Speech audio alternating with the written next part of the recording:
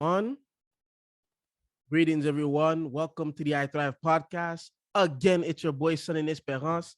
Today, I got with me my Spanish sister, Naomi. How do you say the last name? Uh, Gillian. No, I need you to say it in the Spanish way, not the American way, the Spanish way. Guillemín. Guiamin, ¿cómo estás, Guiamin? ¿Cómo estás, mi hermano, hermana españolitas? Ay, ay, ay. Bien, bien, bien. Bien. No, it's wonderful to have you on, sis. You know, as I'm always excited, brothers and sisters, and happy when there could be a testimony to come on, and it's really an exciting feeling, you know. So, but how you doing today, though, sis? I'm doing really well. Thank you for asking. Good. How's that California weather treating you over there? Hot over there, huh? Oh, it's crazy. Lately, it's been hot, cold, raining out of nowhere. It's everywhere. Oh, okay. No, it's been very cold down here in Canada. Very cold down here. You know, a couple of storms have hit as well. So we get quite a number of snow, but I know California it's a bit hotter over there as per se. But no, it's I'm glad to have you on.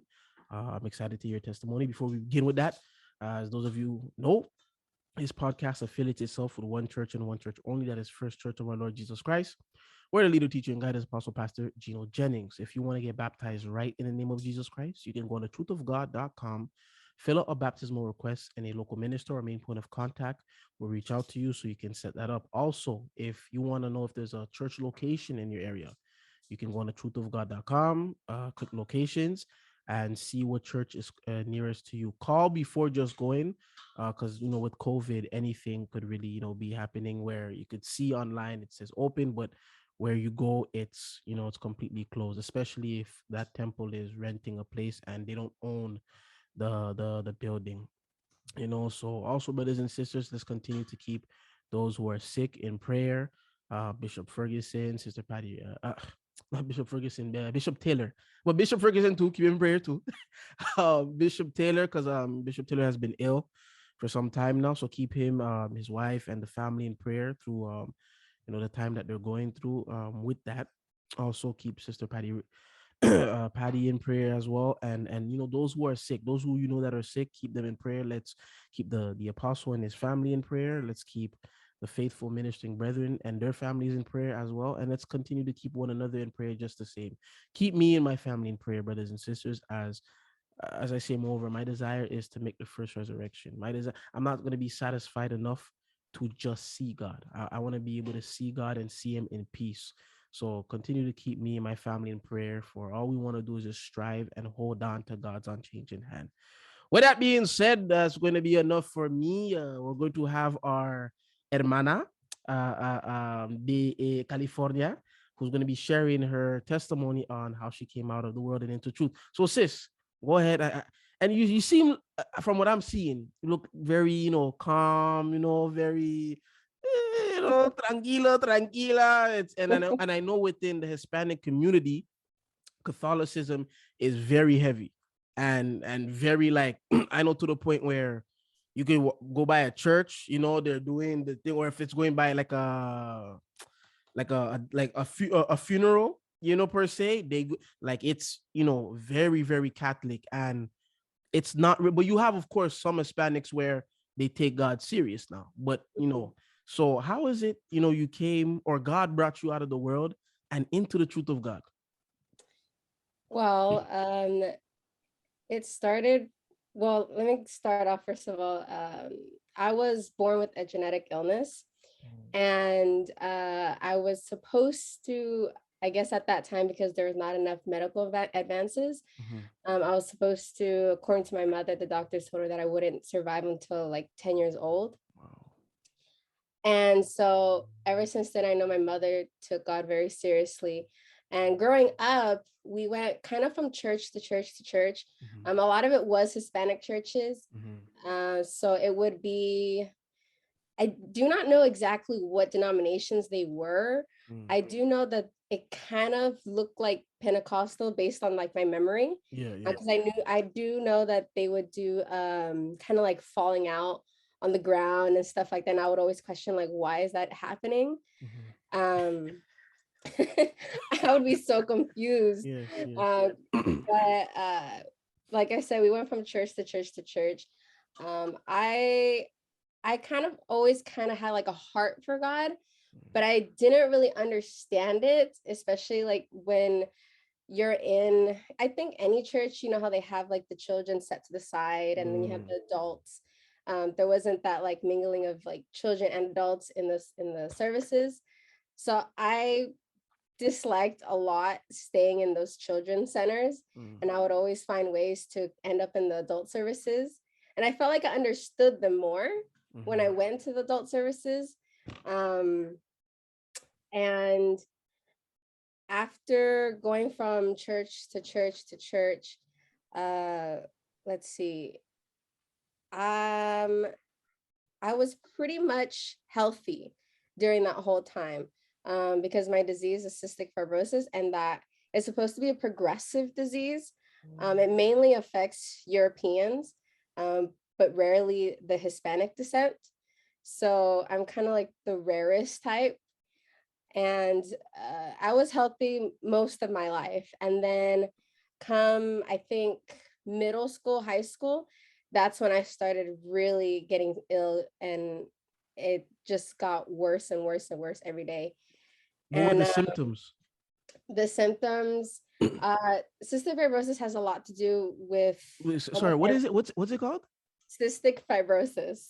Cystic? No, cystic, like a Oh, cyst. cystic Cystic fibrosis. fibrosis, Okay, yeah. so first, what is cystic fibrosis, and what are like worst case scenarios, and what were the symptoms you were having? Yeah, so cystic fibrosis is a genetic disease. Um, it is, like I said, it affects Europeans mostly, but it does affect 10% of the population that have cystic fibrosis are Hispanics, Asians, as well as African American. And the symptoms that usually get is has to do more with your respiratory system, digestive system, sometimes reproductive system. It depends on how severe or what type of mutation you actually have. Um, and so what happens in the body is that because you're missing or you have part of, or there's different types of mutations. So that mutation actually affects the sweat chloride balance of your cells. And so the individuals usually have thick mucus buildup. And that's what causes all the symptoms, like recurring infections in the lungs, pancreatic insufficiency. Also, it can lead to cystic fibrosis related diabetes. And usually the lifespan, I think right now, because of medical advances, it's, I think, up to the age of 40 or 47, if I'm not mistaken. But like I said, when I was born, it was 10 years old that you would most likely survive. Um, so it's been a difficult disease. I've been in and out of hospitals since I was like 7, but it's gotten worse ever since say 14, 15 years old. But yeah, that's just the gist of cystic fibrosis. Okay. And so you said you were in middle school, and that's when it started to really, really hit. So kind of explain us a bit on that experience, because being in middle school, you want to be with your friends and Yeah. hang out, but now it's like you're dealing with sickness, very, terribly, of course. How was that experience? Yeah, so when maybe around 8th grade, that's when I started having reoccurring lung infections. And it wasn't scary for me because it was something that I've experienced in the past. So I never took it for what it was. I never took it seriously enough. And my parents always made sure that I grew up having faith that this disease is not going to kind of overtake me, at least at a young age, and that I would live as long as God wanted me to live. But like I said, at that age, I didn't really care for the infections, because I always thought, oh, I'm gonna get rid of it just like that. It's always going to be like that. It's gonna be a fall, but I'm always gonna get back up real quick.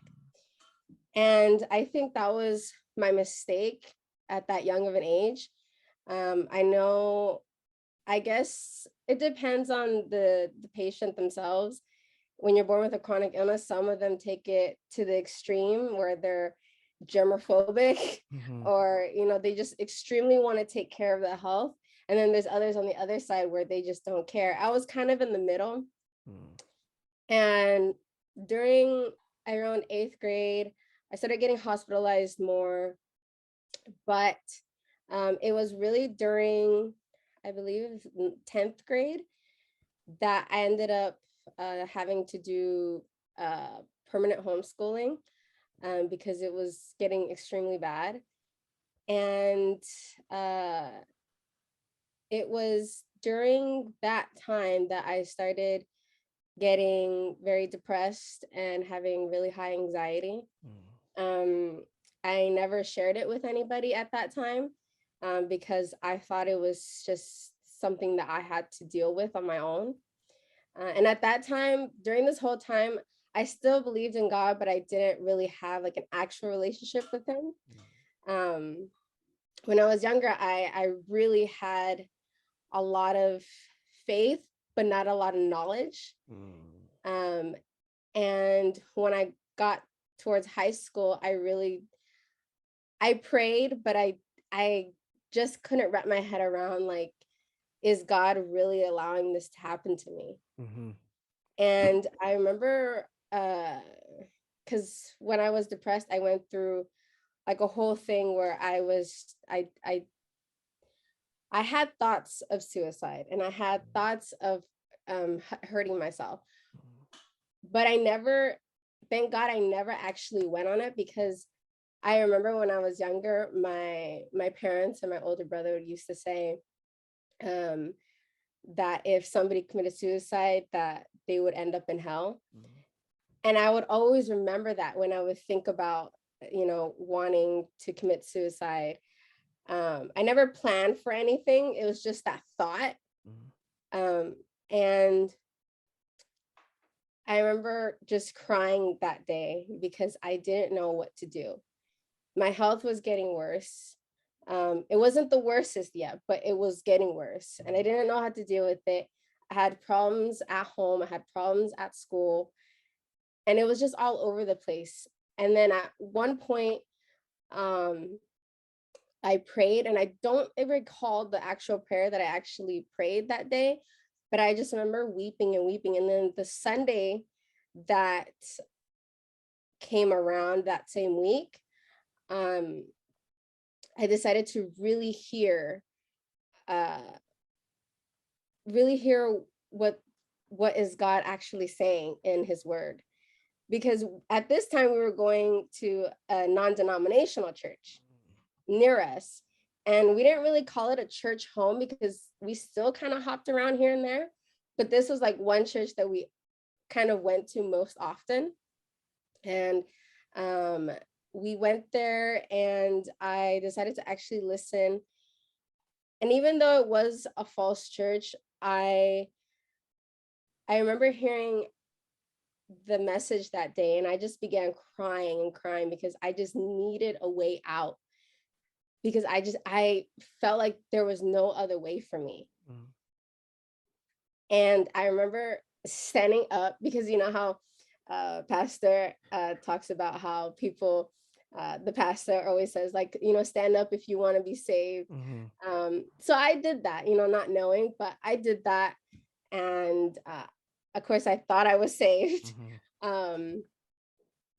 But from there, that's when I really started seeking God, like, because I also knew that at that time that there was something more than what the church was offering at that time. And so after that, that's when I really started seeking. I started going on YouTube, trying to figure out, is there more to this besides what I'm just learning at the non-denominational church? And that prompted me to really like look on YouTube, figure out all the questions that I had. I had a lot of questions, and I didn't really ask at home because my parents didn't quite know either. So I was kind of at a loss of what is true and what is not true. And I remember listening to a video on YouTube, and it was, I think it was if I'm not mistaken, it was a Baptist church. And I listened to this Baptist preacher, and that's what sucked me into a whole other world. It was extremely false church, but because at that time I didn't know truth and not truth, I just went with it. And looking back now, I laugh, but I know it was so, I kind of want to say foolish, but the things that they believed in, it was crazy. A lot of it, there was truth in it. I did end up wearing skirts at that time. But the pastor, I remember, he was preaching from a place kind of anger and of violence. And I didn't quite agree with that, but I was just pretty much being brainwashed in a certain sense. And I didn't really know it. And he demeaned like the women as well. Like the women weren't supposed to get like a high degree job and all that.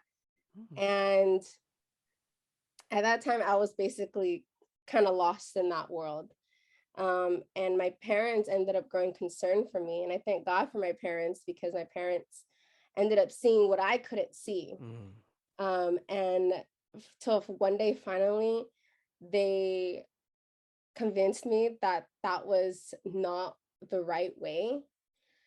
And after when they basically confronted me on a certain day, and that same day I felt so broken because I felt so betrayed. Like how could I believe in something like that? Then what is the truth? If that wasn't the truth, then what is the truth? And I was so confused, and a part of me wanted to not believe God anymore. And I prayed and I prayed and I prayed so much that I think that same day, and then also the next morning. And I was just bawling and just crying out to God, asking him to help me to still believe in him, because I don't want to stop believing. It might sound crazy to other people to not still believe in this, even though I have been betrayed, and I feel like there might not be an actual truth out there, but I still wanted to have faith. And I thank God for that, because otherwise I know within myself that I probably would have gone away. And so after that, again, we started church hopping, trying to find out what's the truth. Again, going on YouTube, trying to figure out who's right, who is, off the church. And I don't want to, interact with those types of pastors on YouTube. And then I remember I was very ill one time, and I felt like I wasn't going to come back from it. And I was in the hospital, and there was one woman that came. It was a friend of my grandmother. She came, and she was a so-called Christian. She came, and I think she was like from a Pentecostal or apostolic church. And she introduced me to head covering while praying. I never knew such a thing. But I remember she came to the hospital one time, and she came with like another woman. I didn't know that lady, but they came into my room and they wanted to pray for me. And I'm like, okay, I guess you can pray for me. And they started doing some weird things in my room. I remember they we're praying like a normal prayer. And they they had their heads covered, and I think they were wearing skirts too. But I'm like, okay, this is going fine. They're just praying. And then all of a sudden, one of them started stomping on the floor and saying she was stomping, I think, on the devil's head. I don't remember the exact words, because I think she was praying in Spanish at the same time. And so she was doing that, and I was kind of getting a little irritated because she was stomping on one of my yoga mats. I got really mad, but I didn't say anything because I'm like, okay, what she's doing. I don't know if it's working. And then the other lady, she told me to spit into a cup. And I was like, that's so weird. What is she talking about? So I'm like, okay. And I did that. And then she said that I was healed. And I don't know. I was so confused, and I was trying to wrap my head around what just happened. And so they left. And I remember I did my lung function that day, because the doctors test how well my lungs are actually functioning and how much capacity of air they're able to take in. And based on those numbers, is usually they determine if I'm ill, if I need more antibiotics, or will they send me home. And I was way too, what's the word, over righteous. And I remember that day, I think my numbers came back really good. I'm like, oh, okay, so maybe something did happen. And so I wasn't let out just yet. I think I was going to be let out 2 days after that. And so I was excited. And I remembered that my family was going to go to this lady's church to check it out. And they went, and they said, Naomi, this is not okay. They were, I think they were doing, they had people come up to a line in the church, like up front. And there would be a supposed line of people that can prophesy. And they said, just come up if you want a prophecy. And I was confused at that too. And then they told me that what also happened in the church was they had a supposed person that had an evil spirit. And supposedly they cast out that spirit. But it was so strange how my parents described it to me. And again, I felt so broken, because again, I'm like, God, why can I not find truth anywhere? Why is it that every person that comes to me from every different type of church, they're telling me lies? I want to know what is right, because how am I supposed to know how to follow him if I don't have someone to lead me and to guide me in actual truth? And I remember in the hospital, I was crying, and I cried in the restroom, because I didn't want anybody to come in finding me crying.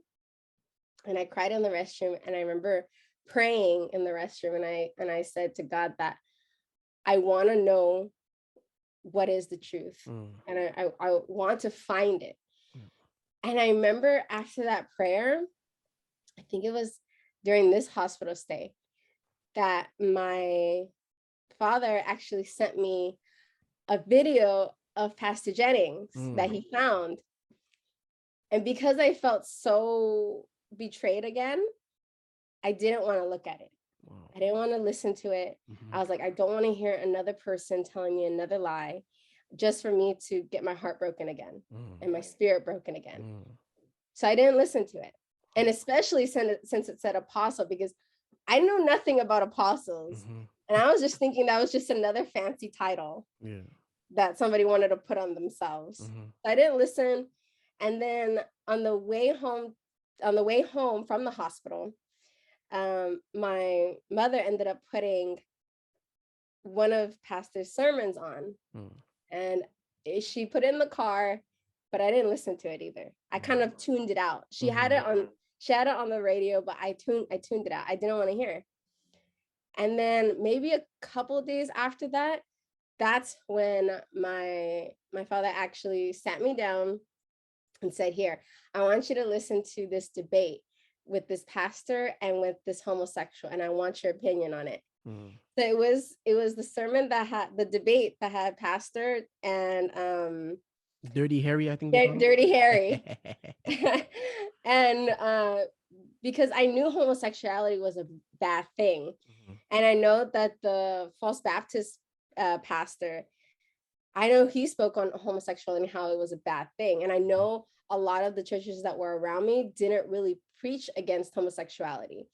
That was kind of one of the pulling strings that got me into that Baptist church. But when my father put me to watch the debate, I was so mesmerized. I was kind of just, wow, like this pastor is really like gunning for it, but he's doing it in such a way that is right.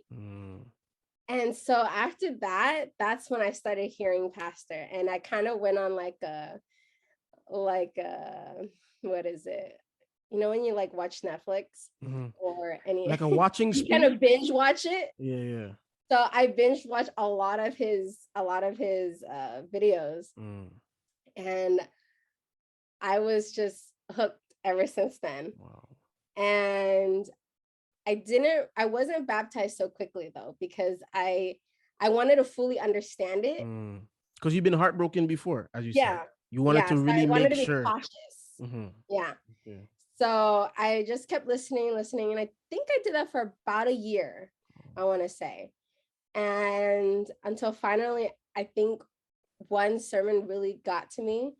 And I'm like, okay, I need to be baptized. And I ended up contacting the church, and they said, oh yeah, we have a minister in your area in California. And I got in contact with that minister. It was Minister Santana. And I contacted him. I said I wanted to be baptized, but I wasn't sure yet. Like I was convicted, but I wasn't sure yet. And I didn't get baptized that year. So I went another year just listening.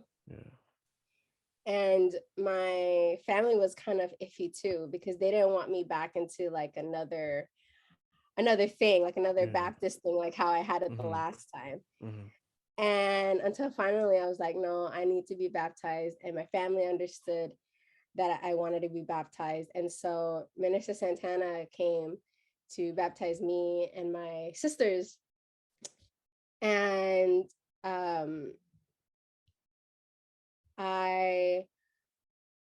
I didn't know, I didn't know at that time that I wasn't fully immersed. I had to look back at a video of myself being baptized that my parents recorded.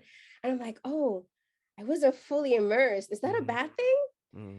And so I got in contact with Minister Santana, and he's like, no, you need to be rebaptized. So I ended up getting rebaptized a couple of years after that, because I wasn't aware that that was, a thing. But yeah, ever since then, I've really been just listening to pastor and being fed the word, and it's been a journey. It's been a painful journey, because I, still have the disease. I'm not healed. And it's painful. But I thank God that I have him, to pray to and to find comfort, especially in the times when I feel like I can't go anymore. Because the symptoms maybe in a person's mind doesn't seem that bad, but when you actually have it, it's extremely painful. It's hard to breathe. Sometimes all your muscles hurt just from coughing every 5 minutes, every 2 minutes. And recently I was hospitalized because I was coughing up a lot of blood. And I've had that before. It's kind of a normal-ish thing for patients with cystic fibrosis, but it's not a good thing either. and my lung function was just dropping like never before. And I ended up being hospitalized, and I went into the hospital thinking, okay, it's fine. I'm going to get better. It's fine. But that really humbled me, that experience, because I think 2 days into being in the hospital, I couldn't control the bleeding. And it just kept coming and coming and coming. And I started crying, and I started getting angry because I'm like, why is this happening? You know, I'm trying to do all that I'm supposed to be doing. I might be failing here and there, but why is this happening? And I remember I ended up being in the ICU for overnight. Thank God it was just overnight. But that night terrified me because they said, okay, we'll send internal radiologist to see if they can stop the bleeding, but that won't be until tomorrow morning. And they were like, we're going to warn you right now, if you have another episode that's massive of bleeding and you cannot control it, then we're going to have to intubate you, and we're going to have to do the procedure to stop the bleeding, whether you want it or not. And I was terrified because I didn't want that. And the thought of me being intubated brought back so many painful memories of not wanting to be that one CF patient that ends up dying from their disease. And so I went into the ICU and I prayed overnight, and I was just asking God to help me to stop the bleeding, to stop my fast heart rate, because I was anxious at just the thought of blood. And I waited. I fell asleep, and I woke up the next morning, and I was still coughing up blood, but not as much. And so they said that I didn't need the procedure because I didn't have another massive episode. And I thank God for that, because I was terrified. I didn't want it. I hated it. I hate just being in the hospital most of the time, let alone have to go through a procedure that I never have had in my life before. And there's a chance that it won't work. And there's always risks to every procedure too. They could end up popping a lung, and that lung can be gone. And then I would need a lung transplant. So all those thoughts were going through my head while I was trying to fall asleep. And they finally transferred me out of ICU. And I was just thanking God that it didn't happen. But I was still having so much anxiety. And I'm just asking God, like, what do I need to learn from this? You know, what's going to make it stop? And I ended up getting out of the hospital, I think like 3 weeks later. I still didn't know the meaning. And I was just kind of cruising after that. I didn't really know what to do. And then I think I was writing poetry one day, and I started thinking about why was I so anxious in the first place? And a lot had to do with some abuse that I had when I was younger. And I was angry for about 2 years prior to getting sick like this. But I didn't know I was angry. I remember I was in one of my college courses, and I had to take a college course on child sexual abuse. And I'm like, okay, cool. I could take this, get my certificate in it, you know, and I can end up helping somebody that, you know, might be going through something like that. And then I ended up taking the course, and it triggered something in me. And I cried after taking the course. And I'm like, why am I crying? And I was crying because I know that I went through something like that. And I've always known, And it wasn't a suppressed memory. It was just a memory that I did not want to address. And so after that, that's when I started kind of going on a journey of healing of that abuse that I went through. And I remember, again, writing my poetry at that time and thinking, is this part of letting go? Because during that time when I was in the hospital, I was just angry. I didn't want to let go of the anger that I had towards that person that abused me. And I felt that if I held on to that anger, that somehow I guess in the back of my, like, subconsciously, I wanted revenge. I wanted them to hurt the way that I felt hurt. And I thought that by holding that anger, holding that resentment, that somehow that would happen. And I remember writing my poetry, and I felt like that was the point of being in the ICU. I needed to let go because the anger itself was causing me to get sick. So the anger of your abuse as a child, something that you kept inside of you in such an angry manner to the point where it literally brought you to the hospital. Yeah. And I think just the whole stress of it all, having to go back through the memories, having to experience it, I started having flashbacks. Mind you, I've never had those before. I would have the memory, but I would never have flashbacks to the actual things. And I started having dreams, and I was depressed again, and I was having high anxiety, didn't know how to control it. And then, so when I was writing down what I was feeling, what I went through, kind of in my poetry, not necessarily saying what I went through, but how I felt. And I remember thinking that in order for me to not get sick like this again, I have to let go, because I don't want somebody to have that much control over me. You know, that person can end up dying one day, and they would still have that control over me. And then I might actually die before them because I'm the one who's getting sick from it.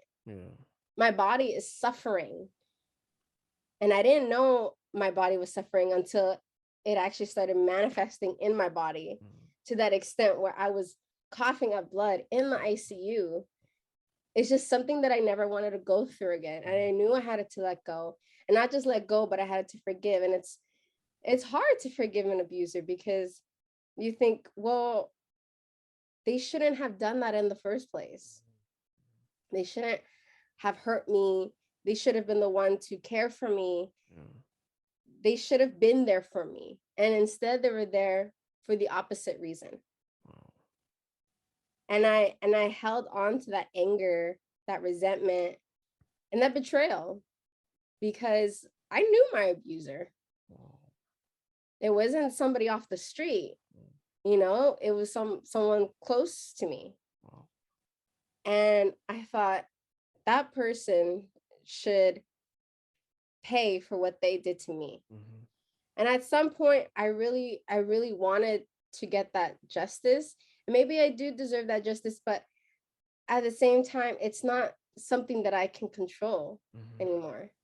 Maybe I could have done something when I was younger. And that hurt me too, because I thought I hurt myself. I betrayed myself when I was younger. And I hated, in a sense, I hated that little girl for doing that to me.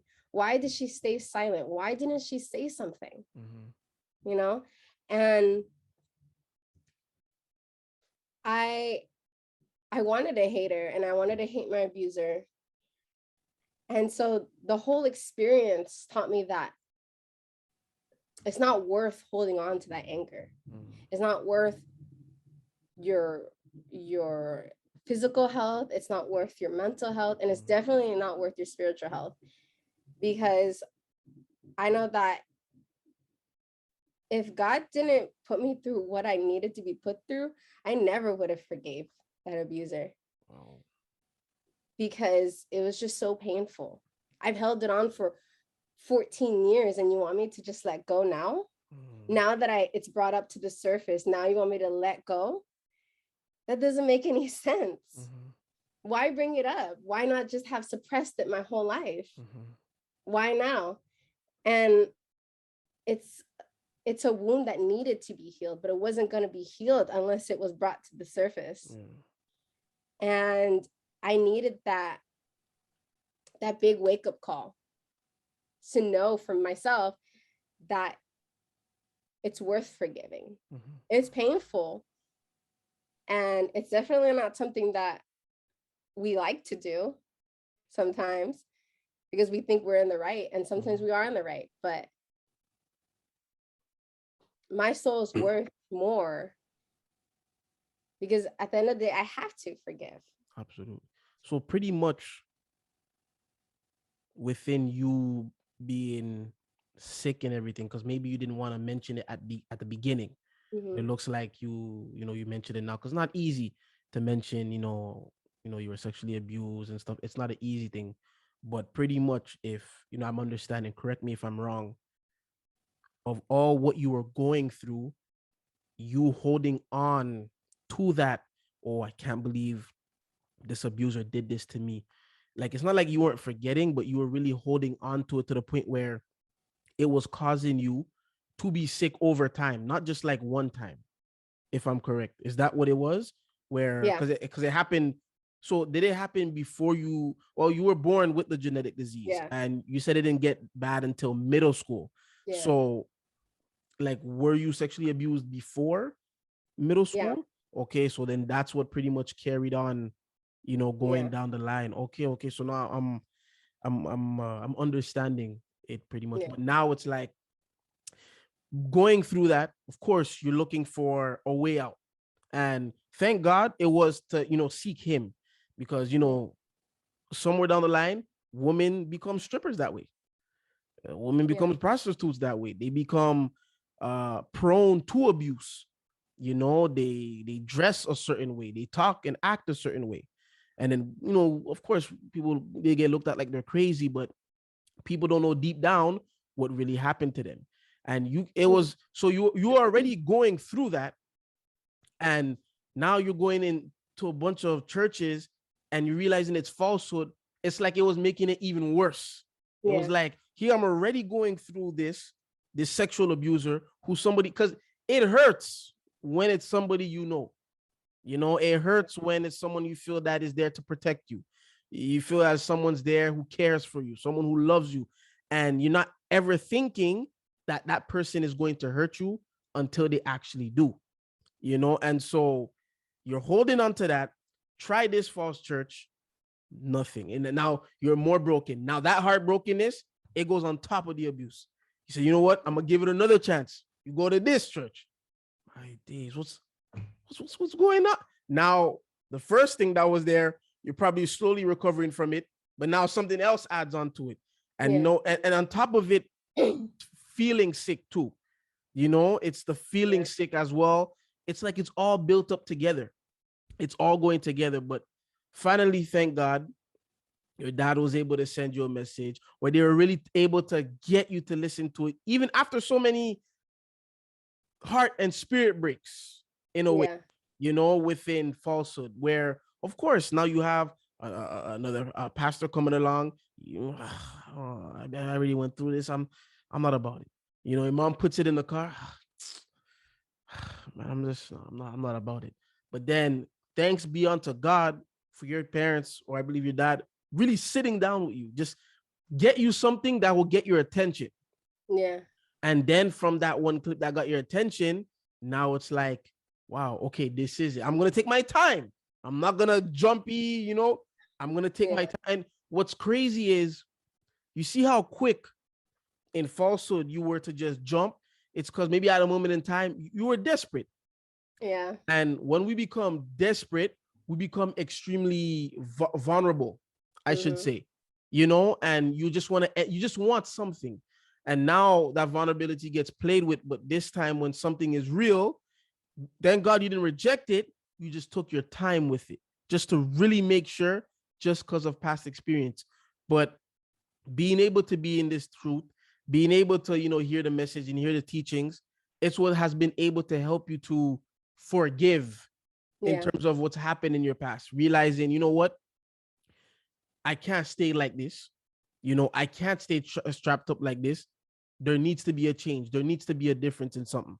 And once again, that's why I tell people sexual abuse, it's people think it's just that act right then and there. Oh my days, I can't believe what you did. Yes, fine. But a lot of people, some of y'all need to know how much it damages somebody down the line to the point where it makes them extremely sick. It makes them extremely ill because that's something some people, they'll be able to recover from it, but not like recover from it, if that makes sense. Meaning, okay, I moved on from this person, so and so, but I can never be with a man, or boys, I can never be with a woman, and and another thing too, these things, it opens up doors to homosexuality. It opens up doors to, I mean, countless of people I've interviewed in the past on the podcast, most of them that became transgender or gay and whatnot, they were all molested young. All of them, or sexually abused in a way, very young. So it's really to the point where, we have to understand. And some will say, well, come on, sis, all you have to do is forgive him.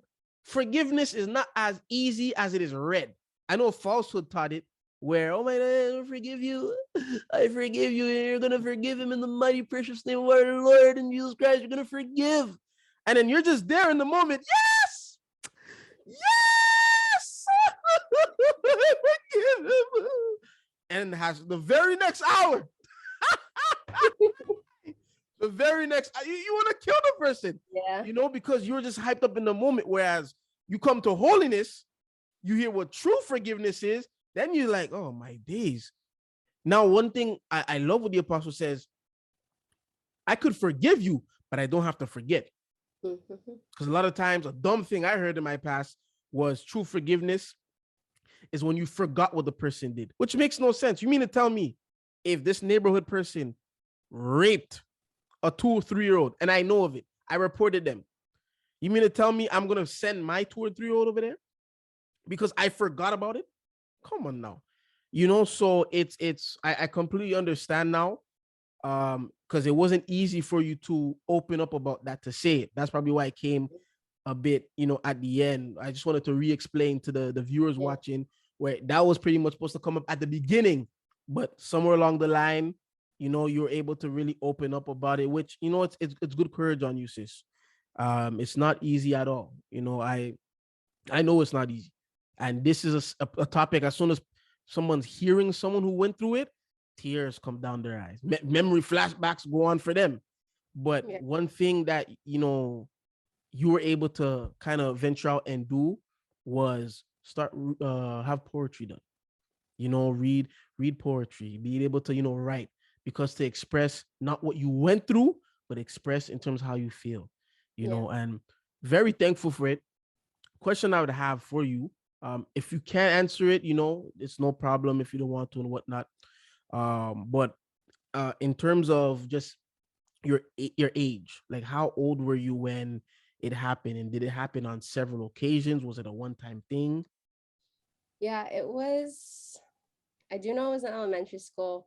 I believe it was 7 years old. Might have been 6, might have been 8. And it was recurrent. It was something that happened multiple times. Don't know how long it went on for. I want to say less than a year, but at that time I didn't even have I don't even have all the memories. I think there's some memories that I just might never remember. Maybe a lot of it is just something that my brain has already forgotten. So I don't know exactly how long it lasted. And If you don't really how did have, it end? Like not end, but like oh did you let your parents know? Like how did yeah, it like yeah. so for that, I never did tell my parents. Oh. So It the whole was time you were going to the hospital and stuff, the your whole parents had time. no clue that you were No, sexually abused. no, I held it in for, like I said, I think like around 14 years. Wow. I didn't say something until I was 20. Wow.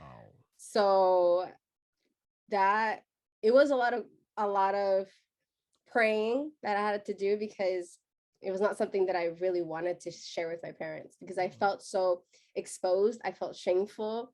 I felt guilty that I held it on for so long. I knew they would be angry, not just at the abuser, but they would be angry at me.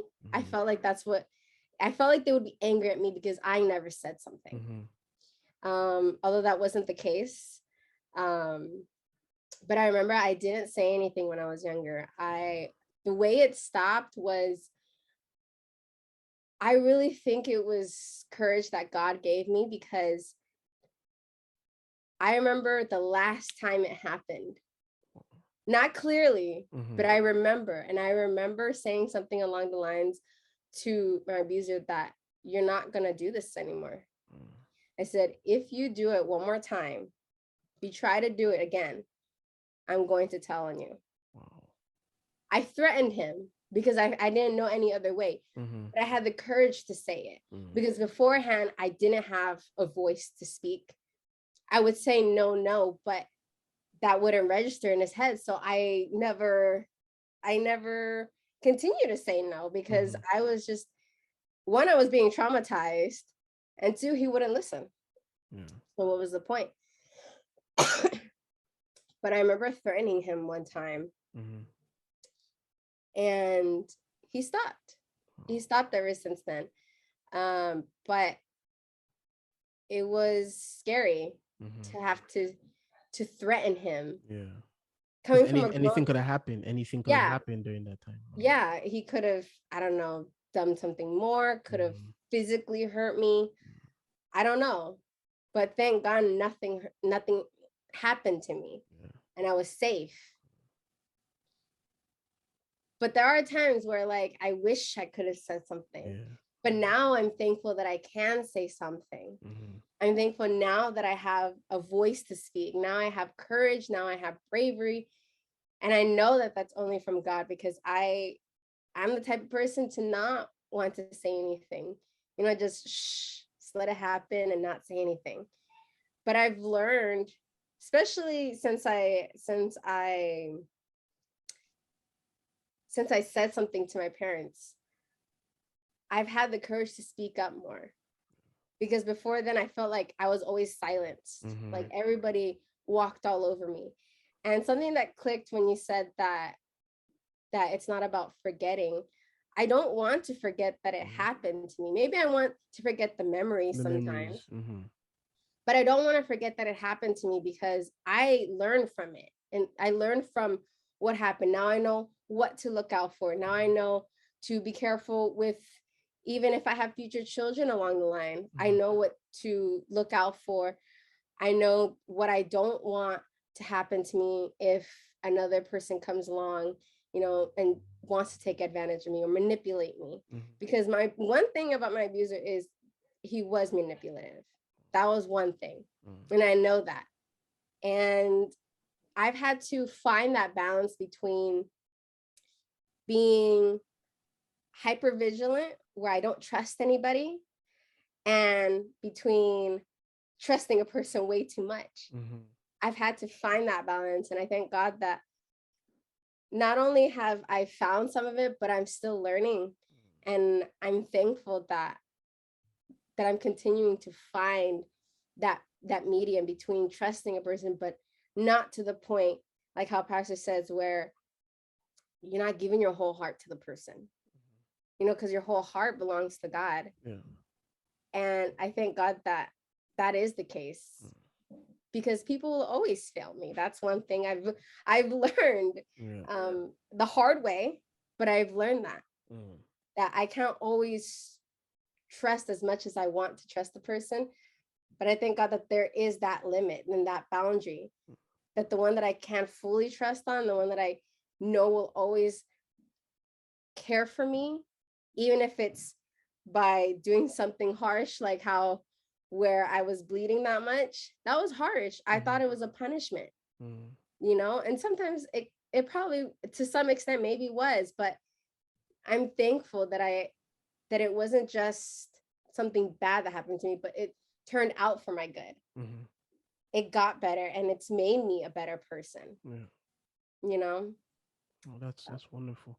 No, that's this is a wonderful and encouraging and enlightening testimony where it just goes to show once again, when you really want truth, when you're really serious, and this is where proof again to those watching from outside, people coming into the truth of God, they went through some stuff. Even if you could look at you know sister Naomi, because seeing someone will get the sense, oh, very fragile, looks very quiet, looks like she was just happy her whole life, and then here you hear like this, she was going, because like it's like life started for her at 6, 7, or 8, like instead of just being able to play and this and that. Imagine being that age and you have to worry about not getting sexually abused. Just think about that for a second. You're 6, 7, 8 years old. Kids are out there, hey, let's go play tag. You're just on the lookout just to make sure you're not going to get abused. Here you're sleeping, in your room alone. You may hear some noise or something that could bring up that, past. You're just at 6 or 7 or 8. So that's why I say life begins early, for them. And, thank God for really keeping you and really being able to, allow you to have an opportunity to, hear, the message and be in holiness and grow in it. Because now that forgiveness, it's not easy. I know in falsehood, they make it seem as though it should be so simple. It should be so easy. It's easy to just say, but to really, truly, deep down in your heart, it's not. Because your whole entire flesh from head to toe, you don't want to forgive the person. In fact, you want that person to suffer, suffocate, go through this. You want that. That's what your flesh wants. But this hard, holy way, you can't do this. You can't do that. You have to do it God's way, because now you can go and decide, well, I'm not going to forgive him. He got us back with that. If we don't want to forgive, he's not going to forgive us. You understand? So forgiveness, brothers and sisters, and those of you watching from outside, true forgiveness, it is absolutely difficult and it's not easy. But before we close this, from when you look back at it in terms of, because what the crazy part is too, what's so difficult with these brothers and sisters, the abuser could come in First Church. The abuser could come, hear the word, get pricked, repent, go down in water in the name of Jesus Christ. God fills him with the Holy Ghost, and she just has to just watch. That's difficult. So that's a whole nother thing. He could, we just never know. And now it's like, here's the abuser, and it's that I would never, I hope no brother and sister had to go through something like that. I really do hope that you didn't have to, yeah, you hope the souls come into truth, but I hope, because that would be something so difficult, so that's another thing I just wanted to throw in there, just to show why it's not easy to just, forgive and be good and move on from it. But before we close this, when you look back from what you've been through, from where it all began, you were born with a genetic disease. It wasn't so severe. Everything was fine. You were supposed to make it by age of 10 years old or whatnot. You passed that, but, you were sexually abused, and it's like as if another disease came to the mind. Another disease got you so sick to the point where all, your family was seeing was, oh man, it's this sickness, not even knowing. Can you imagine as a parent?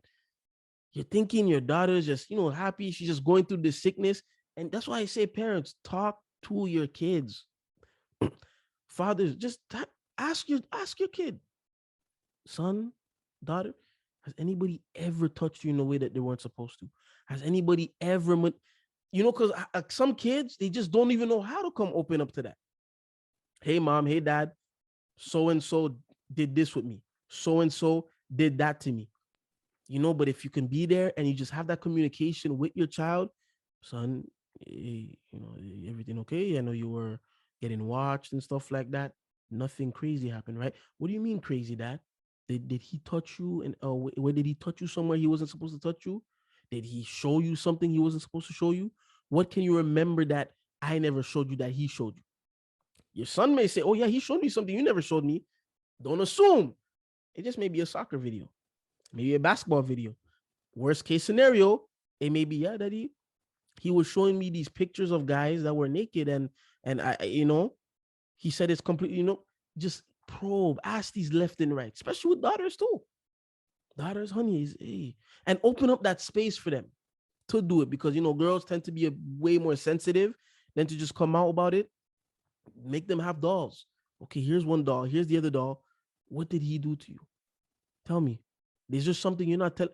And you go on year and year and year, and to find out later on, I know it could not have been easy for them. So parents, do the best you can. Talk to your kids about it. Like, just ask, especially if unless your wife, was with it, or it was always either you or your wife with the child all the time. But unfortunately, sometimes in the world, but the own dad will rape his own daughter. It's a sick world. It's a sick world. So, but in terms of, that they were staying by over there, they were maybe, with a bunch of cousins, and they were downstairs for an hour, 2 hours. Just let them come up and just brush it off. Ask, hey, what were y'all doing down there? Was there anything unusual? Anything, and most of the times, as parents, you could already tell when a kid is going to be trying to lie.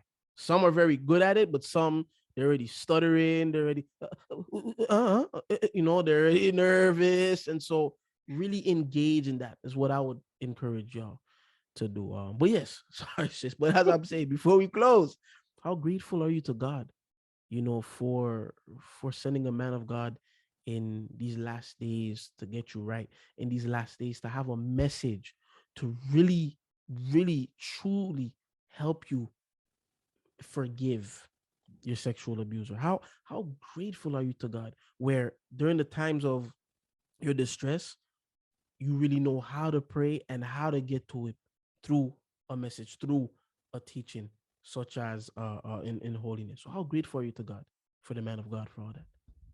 Extremely grateful, because I know that I wouldn't have made it this far in following God, because it's been a lot in my life. There's more things to my life than that, but that's a part of it. And I thank God for Pastor, because I know I wouldn't have believed all these things, because when I first started listening, it was just like, all these things that I never knew about. Is he being for real? With all these doctrines, I'm like, that's crazy, because I never knew any of this in any of the false churches. Maybe had some here, some there, but never all of it. And it was scary that I didn't know all of that, and I could have died, without having knowing any of it. And I thank God that that my father did stumble on finding Pastor Jennings. And I thank God for the way of holiness, because it's what's gotten me, I want to say, like, straightened. I was always kind of here, kind of there. And I know that holiness has really gotten me, what's the word? I want to say I feel joyful, not just because of the joyous times that I have once in a while, but joyful because even though I go through this and that and this and that, and it feels like it's never going to stop, I still can find joy in my heart, knowing that God is still working on me and that God is working through Pastor Jennings to get to me and line me up so that I can hopefully make the first resurrection, which I'm praying for. And it's just been a big blessing to have found this way and still wanting to stay in this way, because I know that there was times in my life, even after listening, even after being baptized, that I wanted to go back. Wow. I was like, this is too hard. It's too painful. And there's still times that I feel like that, but thank God that he's really getting into me by his word. And I thank God that Pastor Jennings doesn't stray from it. It's not like all these other pastors that say one thing and then the next day they say something else. He's just so firm, and I'm thankful for that, because I need that. I've had so many people come in and out of my life. I've had so many things be taken away from me and then given to me and then taken back, and then it just back and forth all the time. But with past that, like, I know that when I'm feeling very stressful, or I'm feeling angry at something else or at somebody else, I'm able to put my earphones in and hear pastor and listen to the message. And that message gets me back in line. I remember one of the messages, he said that he's like a spiritual chiropractor, always dragging us back into line. And that's true, because I'm always going here, going there. My body's always twisting that way, twisting that way. But the messages really puts me back in line, and I'm so thankful for that I have that sense of stability. And I pray that God would help me to be more stable as I get older. Lord willing, if I get older. But yeah, I'm extremely grateful. Oh, that's wonderful. You know, as you know, as you said, you know, you need someone, because we're gonna go left and right, you know, but to have a man of God to bring us right back in line, no matter what, you know, we're going through. You know, it's a true blessing.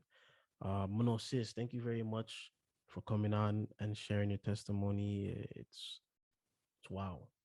You know, like I said, you really don't know what people have gone through and what people go through. And it took courage for you, of course, not just to come on and share your testimony, but to really get into the, you know, the deep ends of, you know, your past, you know, because it's not an easy thing for someone to bring up and, you know, talk. And, you know, because sometimes it's really rough, you know, but we thank God for that. Brothers and sisters, you know, keep Sister Naomi in prayer. You know, in terms of it's so, keep her in prayer for its sorry, systemic, Fibrosis. cystic, Fibrosis. cystic fibrosis, brothers and sisters. Keep her in, like those of you watching, sincerely, you know, pray for her, pray that, you know, there could be healing, you know, with her situation. Pray for her that, you know, it's,